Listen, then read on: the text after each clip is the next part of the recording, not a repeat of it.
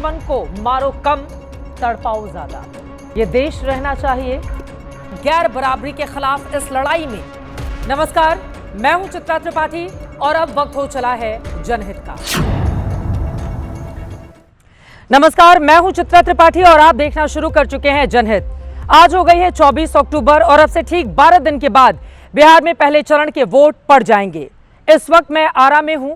ये वो आरा है जहां 90 के दशक में खेतों में हल से ज्यादा बंदूकें चलती थीं। ये वो आरा है जहां से ब्रह्मेश्वर मुखिया उठे थे, जहां से रणवीर सेना खड़ी हुई थी। इसी आरा में 2012 में ब्रह्मेश्वर मुखिया की हत्या के बाद पूरे बिहार में जातीय हिंसा की आग सुलग उठी थी। उस दौर की जातीय दरारें आज भी बिहार के ज़हन में जिंदा हैं। तो आज आरा से ही आपको बिहार का सियासी पारा बताएंगे, जिसमें आज अचानक बहुत बड़ा उछाल आ गया है, क्योंकि आज चुनाव प्रचार में प्रधानमंत्री नरेंद्र मोदी की धमाकेदार एंट्री हो गई है। रैलियों का रेला अब बढ़ता ही जाना है। गृहमंत्री अमित शाह, बीजेपी अध्यक्ष जेपी नड्डा और मुख्यमंत्री नीतीश कुमार ने भी रैलियों की धूम मचानी शुरू कर दी है। जबकि दूसरे पाले में स्टार कैंपेनर के तौर पर तेजस्वी यादव आज अकेले ही एनडीए के लाव लश्कर से जूझते हुए नजर आए। हालांकि राहुल गांधी का साथ उन्हें मिलना है, लेकिन आज तो वो अकेले ही दिखाई दिए थे। राहुल गांधी भले ही बिहार में नजर नहीं आ रहे हैं, फिर भी वो लगातार सत्ता पक्ष के निशाने पर हैं। इन तस्वीरों के जरिए आप समझ जाएंगे अगले 10 दिन तक तूफानी प्रचार और बयानों की गर्मी देखने के लिए आप भी हो जाएं पूरी तरह से तैयार। शुरुआत प्रधानमंत्री नरेंद्र मोदी से कर लेते हैं, जिन्होंने आज भारत रत्न कर्पूरी ठाकुर की जन्मभूमि से प्रचार का शंखनाद करके एनडीए की चुनावी टोन सेट कर दी है। एक लकीर खींचने की कोशिश की कि एनडीए किन मुद्दों पर फिर से सत्ता को साधेगा। शुरुआत इसी से कि जननायक का अपमान करने वाले 2 जमानतियों को बिहार के लोग माफ नहीं करेंगे। आज इस मुद्दे की जबरदस्त गूंज सुनाई दी है। क्या इसका असर पड़ेगा, उसको बताती हुई जनहित की हमारी पहली कवर स्टोरी देखिए। नरेंद्र मोदी जिंदाबाद, नरेंद्र मोदी जिंदाबाद, भारत के विकास दूत जिंदाबाद, भारत के विकास। जिनके पास मोबाइल है वो जरा अपनी लाइट जलाएं। ये बिहार चुनाव में अब तक का सबसे क्लासिक मोमेंट है, जब मोदी ने कहा कि जब टॉर्च है तो लालटेन की क्या जरूरत। तो लालटेन चाहिए क्या? चुनाव में कई बार ऐसे वन लाइनर भी लहर बनकर पूरी हवा बदल देते हैं। महागठबंधन जरूर इसकी काट ढूंढने लगा होगा। हम हृदय से प्रणाम करै छी।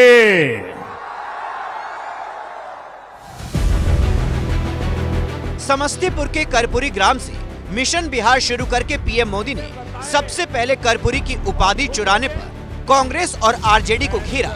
कहां जननायक कर्पूरी और कहां ये जमानती लोग। हजारों करोड़ रुपए के घोटालों में ये जमानत पर चल रहे लोग हैं, और जो जमानत पे है वो चोरी के मामले में जमानत पे है। अब ये चोरी की इनकी आदत ऐसी है कि अब जननायक की उपाधि की चोरी में जुटे हैं। राहुल तेजस्वी को जमानती बताने के बाद मोदी ने याद दिलाया कि लालू और गांधी परिवार का मतलब ही भ्रष्टाचार है। अगर जंगल राज वालों की सरकार होती तो क्या आपके पैसे आपके खाते तक पहुंच पाते? क्या आपके पैसे आपको मिलते रहे? इसके लिए बिहार में एनडीए सरकार जरूरी है। प्रधानमंत्री ने साफ किया कि लालू का परिवारवाद इस चुनाव में भी मुद्दा है और वोट करते वक्त बिहार इसे ध्यान में जरूर रखेगा।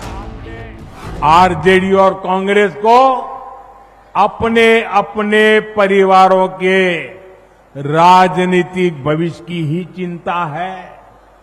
इसलिए वो आज बिहार के नौजवानों के सामने झूठ के नए रिकॉर्ड बना रहे हैं। पीएम ने कल कहा था कि लालू का जंगल राज बिहार 100 साल तक नहीं भूलेगा।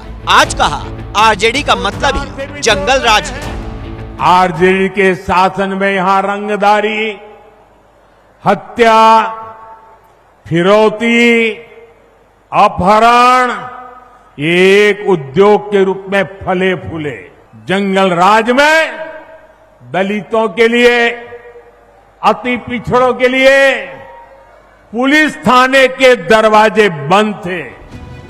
बिहार में अति पिछड़ों ईबीसी को साधने के लिहाज से मोदी का कर्पूरी ग्राम से प्रचार का श्री गणेश करना बहुत मायने रखता है। प्रधानमंत्री ने महागठबंधन के जाति समीकरण को भी अपने शब्दों से काटा।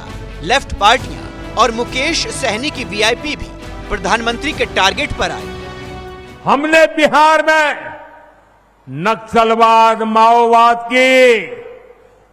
माओवादी आतंक की कमर तोड़ दी है। बहुत जल्द पूरा देश, पूरा बिहार माओवादी आतंक से पूरी तरह मुक्त होगा। बीते एक दशक में बिहार में मछली उत्पादन करीब करीब 2 गुना हो गया है। जो बिहार कभी दूसरे राज्यों से मछली मंगाता था, आज वो बहुत बड़ी मात्रा में मछली दूसरे राज्यों को भेज रहा है। मोदी ने बिहार के दलितों को भी संदेश दिया। इधर चुनावी सीजन में कांग्रेस ने दिल्ली में सीताराम केसरी की पुण्यतिथि मनाई।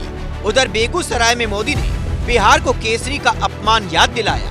देश कभी नहीं भूल सकता कि किस तरह कांग्रेस के इस परिवार ने सीताराम केसरी जी का अपमान किया था।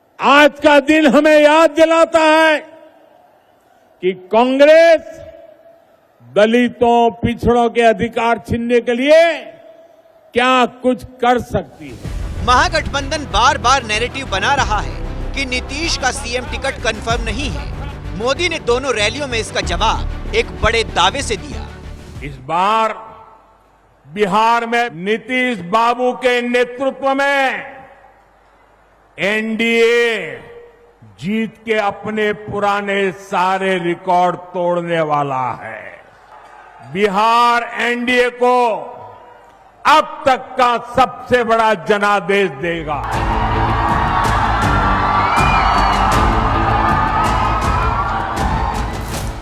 आज की सारी रैलियां देखकर, सारे भाषण सुनकर एक अनुमान है, हो सकता है बिहार का ये चुनाव भी उन्हीं मुद्दों पर रहे जिन पर बीते 20 सालों से देखने को मिलता है। हो सकता है जिन बातों को महागठबंधन मुद्दा बना रहा था वो पीछे छूट जाएं और उसे भी उन्हीं मुद्दों के पीछे आना पड़े जो अब एनडीए तय कर रहा है। आगे बढ़ते हुए आपको बताते चले, सबसे पहले वो 5 कॉमन मुद्दे आपके सामने रखते हैं जिन्हें दोनों गठबंधन पहले भी उठा रहे थे और अब भी लगातार चुनावी मुद्दा बना रहे हैं। आर्थिक विकास, नौकरी रोजगार, युवा पलायन, महिला सम्मान, शिक्षा, स्वास्थ्य का मुद्दा। लेकिन ये वो मुद्दे हैं जो किसी भी चुनाव में रहते ही हैं। इन्हीं मुद्दों का बिहार में होना कोई नई बात नहीं है। जितने चुनाव आप देखेंगे इन मुद्दों को उठाया जाता है।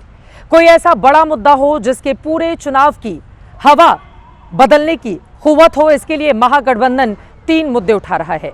एक मुद्दा एसआईआर का, जिसने उसे वोट चोरी कहा। दूसरा आरक्षण का कि खत्म कर दिया जाएगा आरक्षण। और तीसरा कानून व्यवस्था का था, जिसे उसने नीतीश कुमार के जंगल राज के तौर पर पेश किया। लेकिन आज बीजेपी और जेडीयू ने पुरानी लाइन ही पकड़े रखी। अब सवाल ये उठना स्वाभाविक है कि क्या लालू दौर के जंगल राज, लालू परिवार पर भ्रष्टाचार के आरोप और लालू का परिवारवाद बिहार के चुनाव में, क्या यही 3 मुद्दे फिर से नतीजे तय करेंगे? क्योंकि इन्हीं मुद्दों पर लगातार एनडीए का जोर है।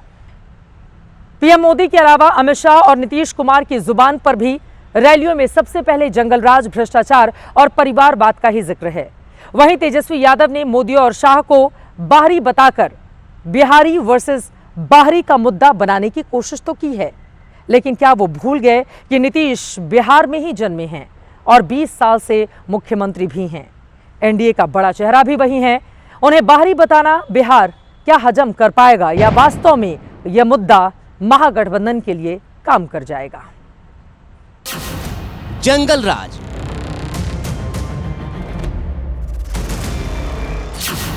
भ्रष्टाचार,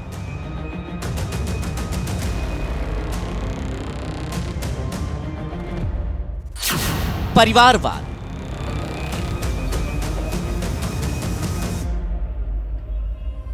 क्या फिर इन्हीं 3 मुद्दों पर बनेगी बिहार में सरकार?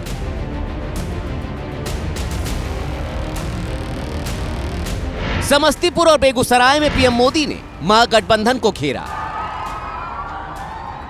तो गृह मंत्री अमित शाह ने भी 2 रैलियां की। बक्सर और सीवान में अमित शाह की जुबान पर 3 मुद्दे ऊपर रहे, जंगल राज, भ्रष्टाचार और परिवारवाद। लालू जी, आपने लूट, अपहरण, फिरौती, जघन्य नरसंहार, इसके सिवा कुछ किया है तो बताओ। जिस शहाबुद्दीन ने 75 जघन्य हत्याओं में लहूलुहान किया सिवान की भूमि को, वो शहाबुद्दीन को वो टिकट देकर डराना चाहते हैं। इन्होंने तो 5 बार अपने बेटे को लॉन्च करने का कार्यक्रम लगाया।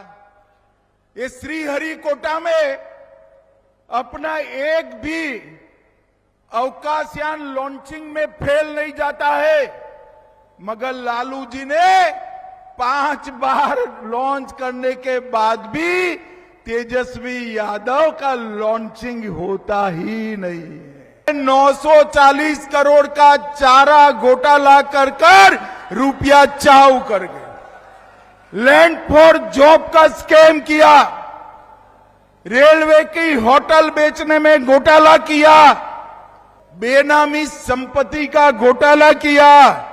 जिस व्यक्ति ने इतने घोटाले किए हो, वो हमारे बिहार का भला कर सकता है क्या?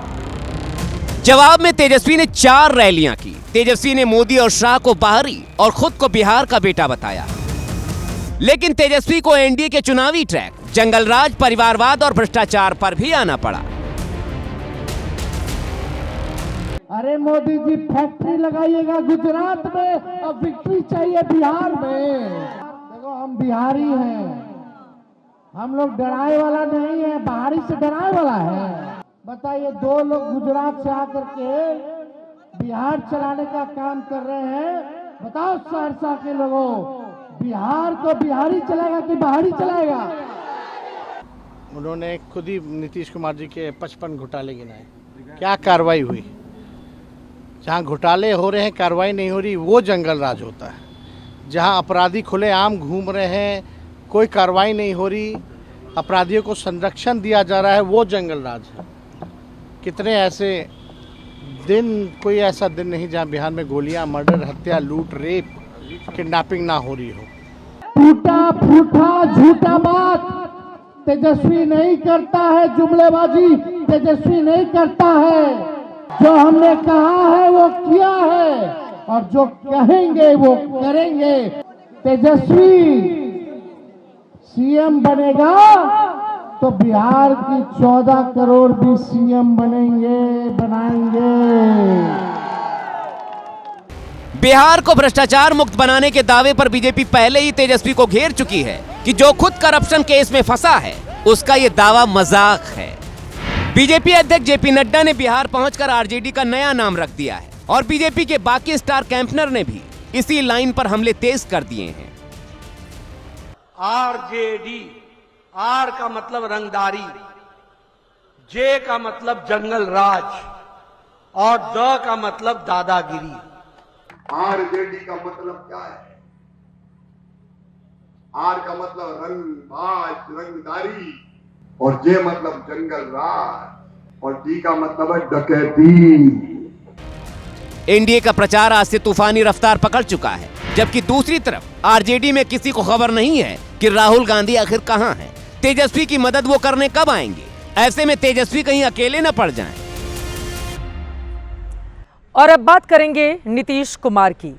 महागठबंधन माहौल बना रहा है कि सरकार अगर बन गई तो नीतीश का हाल एकनाथ शिंदे जैसा कर दिया जाएगा। बीजेपी उन्हें सीएम नहीं बनाएगी। लेकिन आज समस्तीपुर की रैली में प्रधानमंत्री मोदी और नीतीश कुमार ने अपने अपने हाव भाव से ही महागठबंधन का ये माहौल ठंडा करने की कोशिश की है। नीतीश ने आज फिर दोहराया है कि मोदी के साथ उनकी जोड़ी अब कभी नहीं टूटेगी। जोड़ी जबरदस्त है। आरजेडी और कांग्रेस ऐसे सपने देखना छोड़ दें।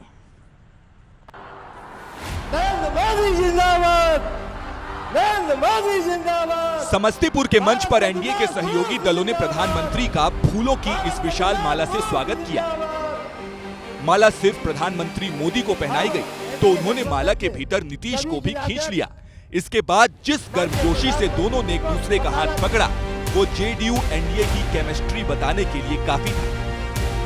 आज जानते हैं 2 बार गलती हुआ था।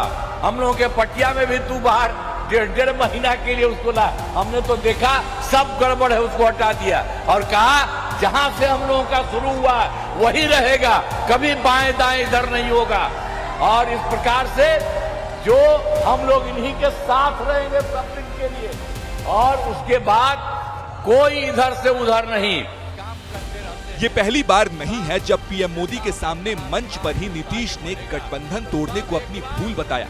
लगे हाथ फिर कभी साथ न छोड़ने की बातें दोहराई तो पीएम ने भी बिहार के लिए नीतीश के किए कामों की दिल खोल कर तारीफ की। आपने हमेशा मोदी पर भरोसा किया है, नीतीश जी पर आशीर्वाद बरसाया है।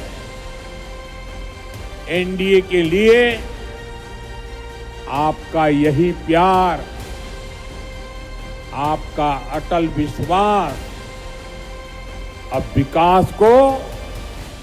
विकास के नए दौर की तरफ ले जा रहा है।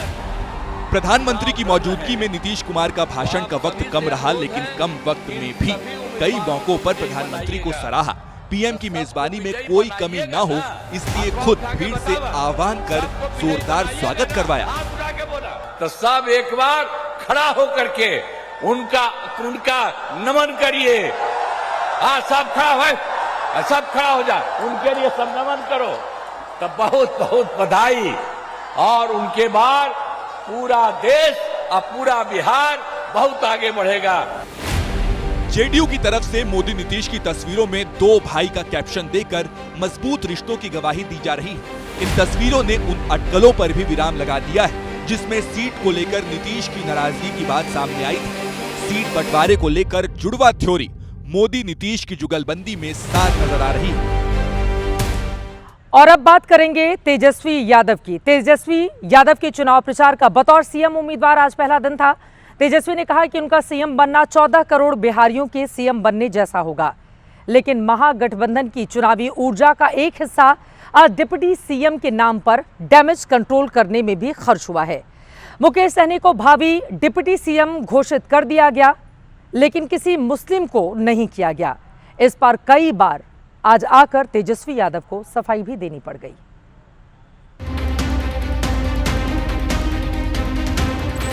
कहते हैं कभी कभी नजदीक के फायदे में आदमी दूर का नुकसान नहीं देख पाता है।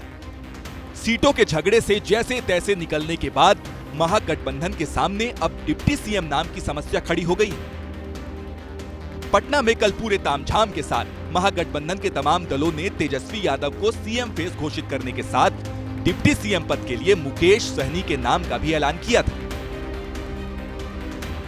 हमारे अन्य पिछड़ा वर्ग के साथी हैं मुकेश सहनी जी, वो उप मुख्यमंत्री होंगे साथ में।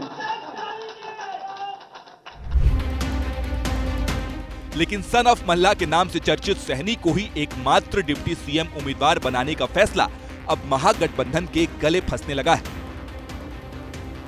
एनडीए ने कल ही इस तरफ बिहार के मुसलमानों का ध्यान खींच दिया था कि देखो एक भी मुसलमान को डिप्टी सीएम बनाने लायक नहीं समझा। देखो ये है महागठबंधन की नजर में मुसलमानों की हैसियत। इनको सिर्फ वोट बैंक बना के रखना है, ऐसे समुदाय को। मुसलमानों की बात करेंगे, जब रिप्रेजेंटेशन की बात आएगी तो रिप्रेजेंटेशन देंगे नहीं। उनको डरा के धमका के अपने साथ वोट बैंक रखना चाहेंगे। और आज मुसलमानों की झंडा बरदार बनकर बिहार में कूदी ओवैसी की AIMIM ने भी इस मुद्दे पर आरजेडी और महागठबंधन की घेराबंदी शुरू कर दी, क्योंकि बिहार की आबादी में मुसलमान 17.70% है, जबकि निषाद समाज की जनसंख्या सिर्फ 4.26% है। ओवैसी पहले ही कहते हैं कि आरजेडी और कांग्रेस ने मुसलमानों को सिर्फ रैलियों में दरी बिछवाने के लिए साथ रखा है। आज फिर मुसलमानों से पूछा कि लालू तेजस्वी तुम्हें डिप्टी सीएम क्यों नहीं बना रहे? यादव जी, अगर आपको मंत्री बनना है तो आपको 18% मुसलमानों को डिप्टी सीएम बनाना पड़ेगा। मुसलमानों ने यह बात तय कर ली है कि इस बार डिप्टी सीएम से नीचे कोई समझौता नहीं होगा। आज मुकेश सहनी ने कहा कि उनके डिप्टी सीएम घोषित होने से बीजेपी के पेट में दर्द हो रहा है, लेकिन मुसलमान उसकी बातों में नहीं आने वाले। मेरा सवाल है भाजपा वाले से कि क्या आपको तकलीफ हो रहा है? एक मल्ला का बेटा, एक केवट का बेटा अगर राज्य में अगर सरकार बनाता है, डिप्टी चीफ मिनिस्टर बनता है, तो आपको इतना दर्द क्यों हो रहा भाई? आपको इतना परेशानी क्यों होता है? सांप तो निकल गया, अब लाठी पीटने से क्या मुसलमान सच में नाराज ना हो जाए? इसीलिए महागठबंधन ने अब कहना शुरू कर दिया कि सरकार बनने पर उप मुख्यमंत्री नाम का लड्डू हर समुदाय, हर समाज की थाली में परोसा जाएगा। और भी समाज धन के लोगों को उप मुख्यमंत्री का हम लोग जो है दायित्व देने का काम करेंगे, वो भी आप लोगों को कुछ दिनों के अंदर बता दिया जाएगा। महागठबंधन को कल से कई बार सफाई देनी पड़ी है कि मुसलमानों का भी ख्याल रखेगी, लेकिन आरजेडी को थोक के भाव वोट देने वाले मुस्लिमों की सुई यहाँ अटक सकती है कि बाद में क्यों, पहले क्यों नहीं? ऐलान करने में पहले क्या दिक्कत थी? जनहित में आगे बढ़ेंगे और अब बात बिहार चुनाव में खुद को गेम चेंजर बता रहे प्रशांत किशोर की। पीके ने डिप्टी सीएम सम्राट चौधरी को अपराधी और फर्जी डिग्रीधारी बताकर उनके खिलाफ मोर्चा खोल रखा है, लेकिन सम्राट चौधरी ने भी पीके को चुनौती दे डाली। सम्राट ने मेरे साथ इंटरव्यू में यहां तक कह दिया कि उन पर कोई एक भी आरोप साबित कर दे तो फिर वो राजनीति छोड़ देंगे।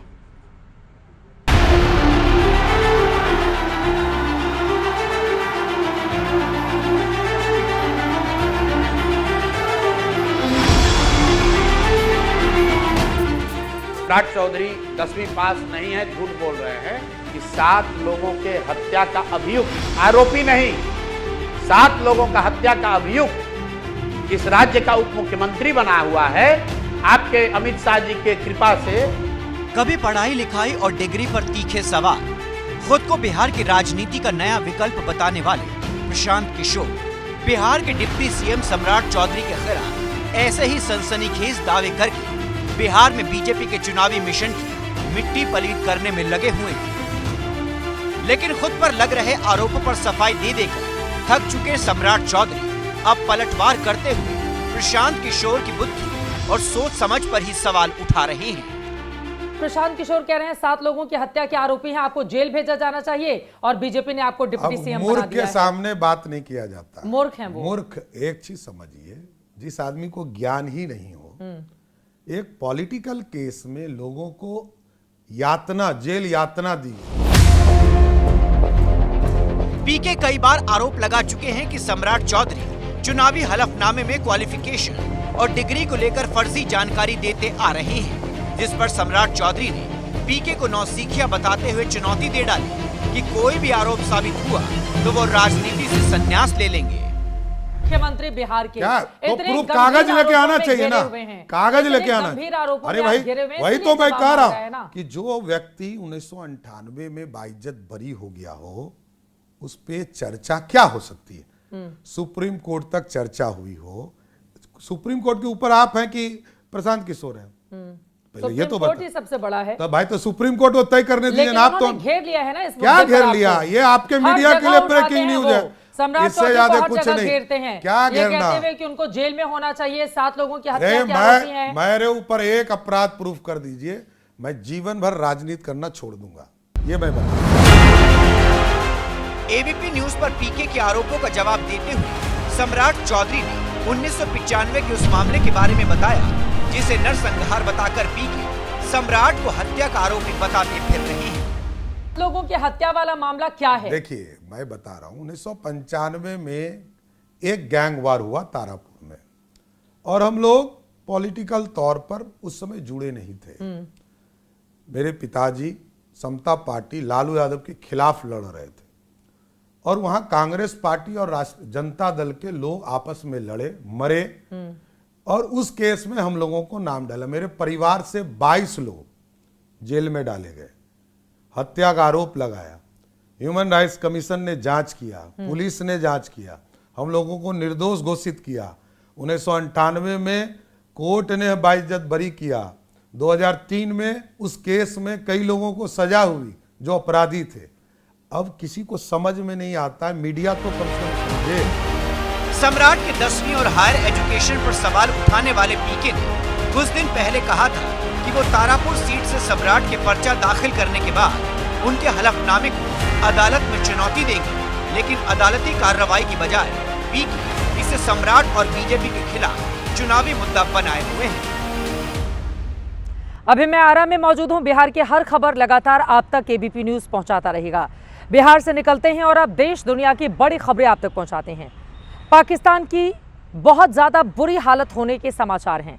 अभी तो सिर्फ भारत ने सिंधु का पानी रोका है, अब अफगानिस्तान ने भी पाकिस्तान की पानी की लाइन काटने की तैयारी कर ली है। भारत की तरह अफगानिस्तान से उलझना भी पाकिस्तान को बहुत महंगा पड़ने वाला है। संकट सिर्फ पानी का ही नहीं है, खाने पीने का भी है, क्योंकि अफगानिस्तान से सप्लाई रुकने के बाद पाकिस्तान में टमाटर के भी लाले पड़ गए हैं। टमाटर के भाव अब वहां पर 700 रुपए किलो तक जा पहुंचे हैं।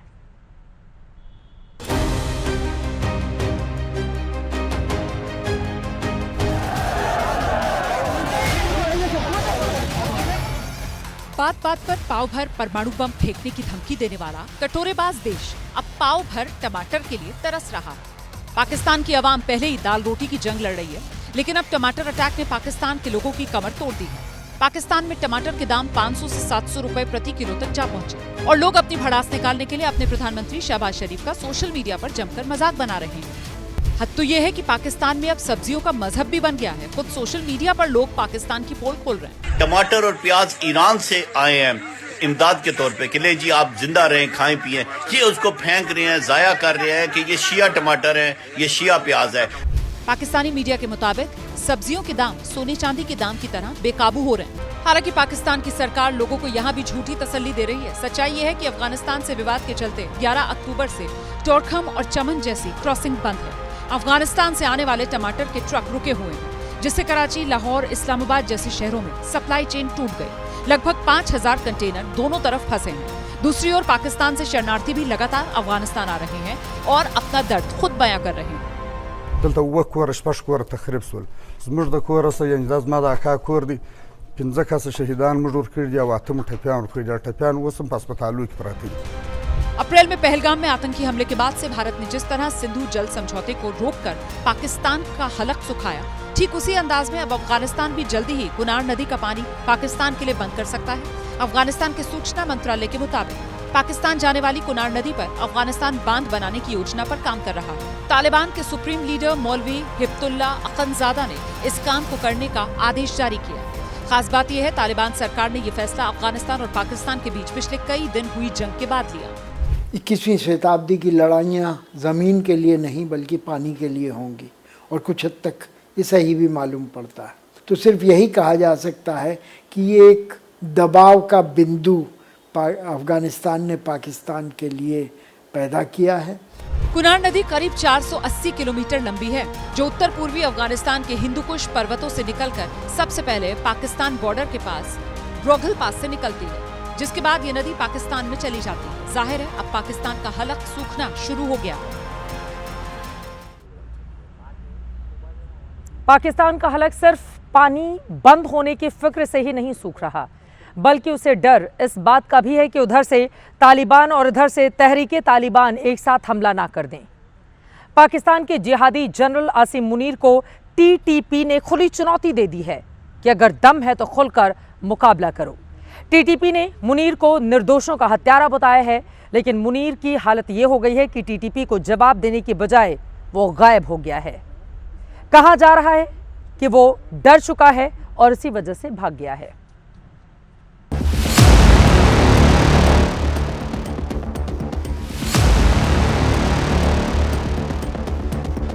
पाकिस्तान का बड़बोला जनरल, जिहादी सोच वाला फील्ड मार्शल आसिम मुनीर चाहे जितना अपने आप को अमेरिका का सबसे बड़ा चापलूस बना ले, पाकिस्तान की आर्मी को जितनी मर्जी टैंक पर चढ़ चढ़ कर हौसला बढ़ाने का ढोंग कर ले, लेकिन मियां मुनीर इन दिनों घबराया हुआ है। आसिम मुनीर को टीटीपी आतंकियों ने खुली धमकी दी है। टीटीपी के कमांडर मौलवी अहमद काजिम ने वीडियो जारी करते हुए पाकिस्तानी सेना के 22 फौजी मार गिराने का दावा किया है। आपने माँ की जो है अपनी माँ का दूध पिया है तो हम इंशाल्लाह को आज आएंगे। फिर आप इतनी सी जो है मेहरबानी करें कि जो आम फौजियों को आप भेड़ बकरियों की तरह बेचते हो, इनके बजाय आप खुद भी आया करें ताकि हम आपको जंगों का मजा चखाए। इस वीडियो में साफ दिख रहा है कि कैसे पाकिस्तानी सेना के सैन्य ठिकाने जोगी मिलिट्री फोर्ट के पास टीटीपी कमांडर कासिम अपने आतंकी साथियों के साथ सेना के अड्डे पर हमला कर रहा है। वीडियो में दिखाया गया है कि पहले टीटीपी का फिदायीन हमलावर पाकिस्तानी सेना के ठिकाने जोगी मिलिट्री फोर्ट के पास जाकर खुद को उड़ाने की कोशिश करता है। इसके बाद मौलवी अहमद काजिम और उसके बाकी साथी पाकिस्तानी सेना पर हमला कर देते हैं, जिसके बाद दोनों ओर से गोलीबारी होने लगती है। तस्वीरों में टीटीपी ने पाकिस्तानी सैन्य अड्डे पर मौजूद सैनिकों को मारने के बाद उनके हथियार भी लूटे थे।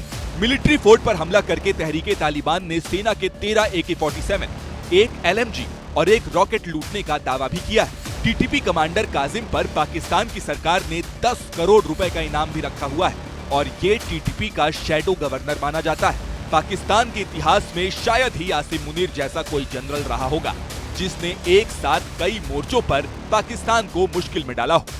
अफगानिस्तान में एक बौखलाहट का माहौल है। अब एक ऐसा अवसर आया है कि प्रतिपक्ष जो अफगान तालिबान का है वो उन्हीं की भाषा में उनको जवाब दे रहा है। मुनीर की सेना पर जिस तरह से चौतरफा मार पड़ रही है उससे पाकिस्तान की खोखली ताकत लगातार बेनकाब हुई है। फिलहाल तुर्की और कतर ने तालिबान और पाकिस्तानी सेना के बीच सीज फायर कराया है, लेकिन मुनीर की नींद अब भी गायब है। पाकिस्तान भूखा रहे या प्यासा, लेकिन अपनी साजिशें वो नहीं छोड़ता। देश जब दिवाली मना रहा था तब दिल्ली को दहलाने की एक बड़ी साजिश रची जा रही थी। आईसिस के 2 आतंकवादियों की गिरफ्तारी से इसका बड़ा खुलासा हुआ है। साजिश के तार कहीं ना कहीं पाकिस्तान से भी जुड़े हो सकते हैं और इसको लेकर जांच जारी है।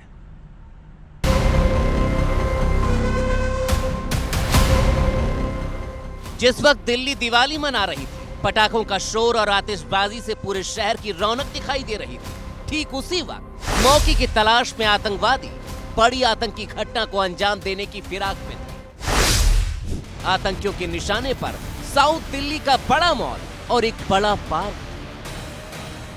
जो साउथ दिल्ली का इलाका है वहाँ पर एक मॉल की इन्होंने रैकी की थी, जहाँ पर ये उस मॉल को जो है आईईडी ब्लास्ट के जरिए उड़ाने की जो है कहीं ना कहीं साजिश रच रहे थे। इसके साथ साथ एक जो बड़ा पार्क है जहाँ पर फुटफॉल ज़्यादा था वहाँ पर भी आईईडी ब्लास्ट की जो है वो योजना ये आतंकवादी बनाते हुए दिखाई दे रहे थे। ये साजिश पूरी तरह नाकाम हो गई। दिल्ली पुलिस के स्पेशल सेल ISIS मॉड्यूल का पर्दाफाश करते हुए 2 आतंकियों को गिरफ्तार किया। ISIS के बिहाफ पे ये यहाँ पे मीडिया का काम संभाल रहा था। इंटेलिजेंस देने के बाद में ये लोग मीडिया संभाल रहे थे और अब इन्होंने एक्शन में लाने की हरकत शुरू कर दी थी जहाँ पे ये ब्लास्ट कैरी आउट करने वाले थे। इनके पास से वो फोटोग्राफ्स मिले हैं जहाँ पे ये कहाँ से कौन सा मटेरियल सोर्स करना है जिससे ये आईडी बनाने वाले थे। प्लस एक वॉच मिली है जिसका ये इस्तेमाल एज ए टाइमर करने वाले थे। और अब बात लोक आस्था के महापर्व छठ की, जिसकी शुरुआत होने को है, लेकिन दिल्ली में अब भी द्वंद्व छिड़ा हुआ है कि लोग स्वच्छ यमुना में डुबकी लगा पाएंगे या फिर नहीं।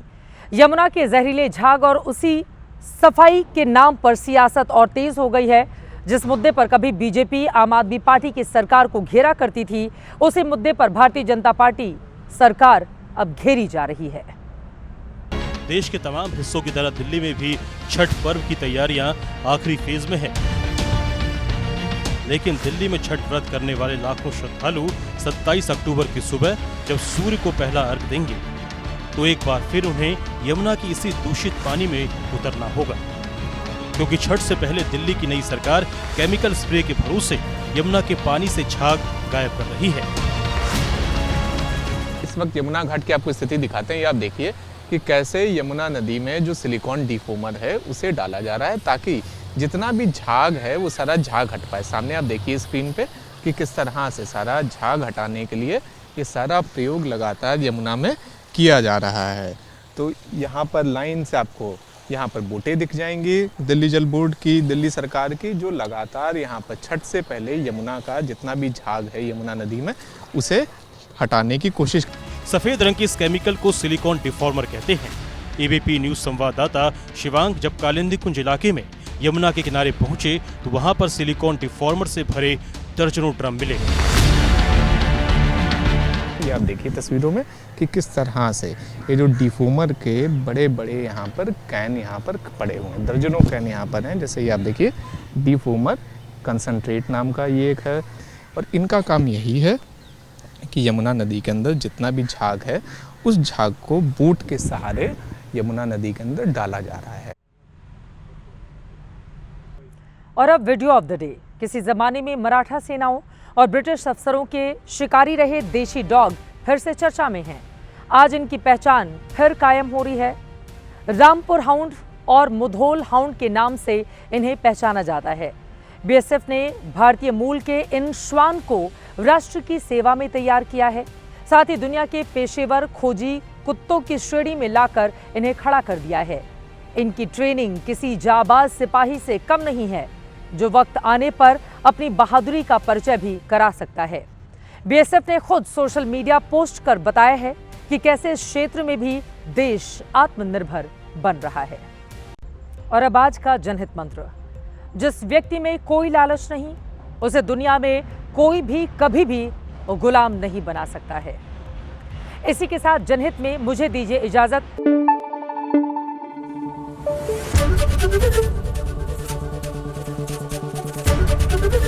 एबीपी न्यूज आपको रखे आगे।